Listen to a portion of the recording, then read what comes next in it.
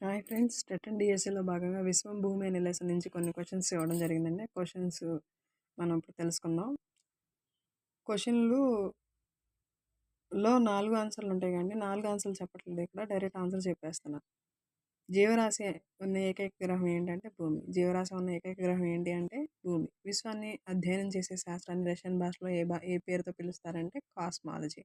టెలిస్కోప్ని ఎవరు కనుగొన్నారు అంటే గెలీలియో. టెలిస్కోప్ని కనుగొన్నది ఎవరు అంటే గెలీలియో. విశ్వం ప్రతి సెకనుకి ఎంత మేర విస్తరిస్తుందంటే 70 కిలోమీటర్ల మేర విస్తరిస్తుంది. విశ్వం ప్రతి సెకనుకి ఎంత ఎంత విస్తరిస్తుందంటే 70 కిలోమీటర్లు. మహావిస్ఫోటన సిద్ధాంతాన్ని ప్రతిపాదించింది బిగ్ బ్యాంగ్ సిద్ధాంతం అన్న మహావిస్ఫోటన సిద్ధాంతం అన్న ఒకటే. విస్ఫోటన సిద్ధాంతాన్ని ప్రతిపాదించింది ఎవరంటే జడ్జెస్ లమైట్. విశ్వంలో ఎన్ని గెలాక్సీలు ఉన్నాయని అంచనా వేయబడిందంటే 125 బిలియన్ల గెలాక్సీలు.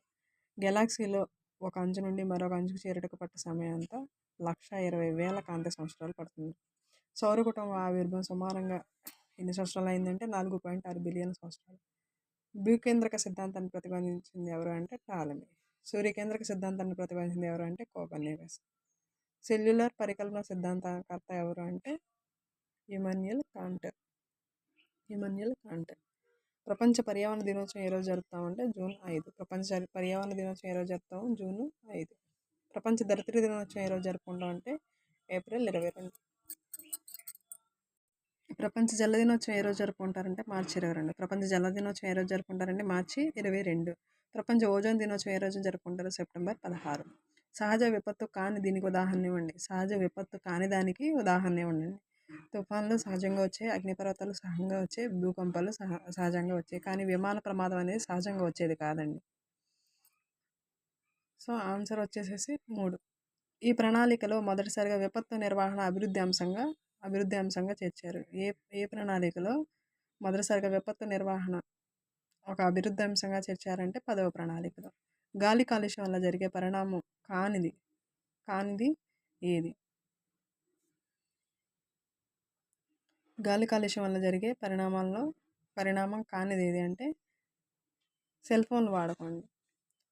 గాలి కాలుష్యం వల్ల ఏమవుతుంది? భూమి వేడెక్కుతుంది, వ్యవసాయ క్షేత్రాల క్షీణత కలుగుతుంది, ఆమ్ల వర్షాలు కురవడం మొదలవుతాయి. కానీ సెల్ ఫోన్లు వాడకం తగ్గించడం అన్నది కానిది. గాలి నీరు రక్షించే మార్గాల్లో లేని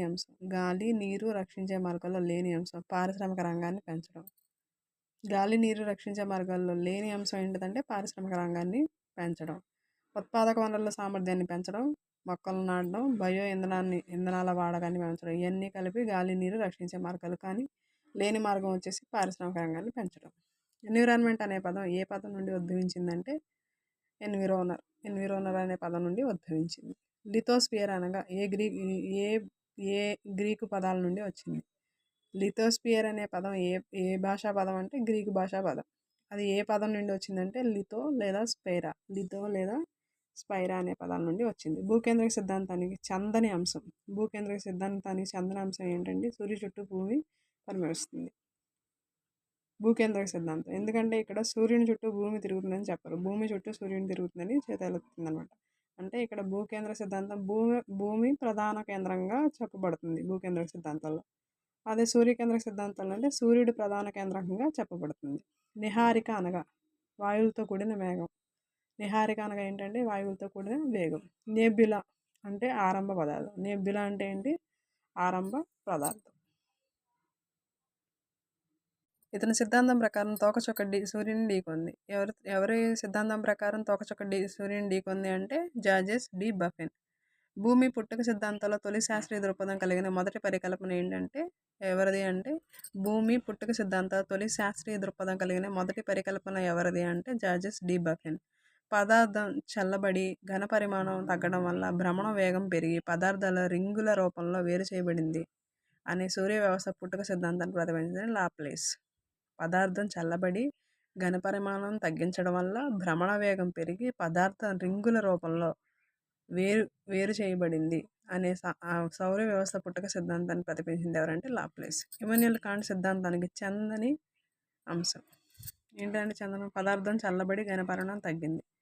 ఇమాన్యుయల్ కాంట్ సిద్ధాంతానికి చందని అంశం ఏంటంటే పదార్థాలు చల్లబడి ఘనపరిమాణం తగ్గింది.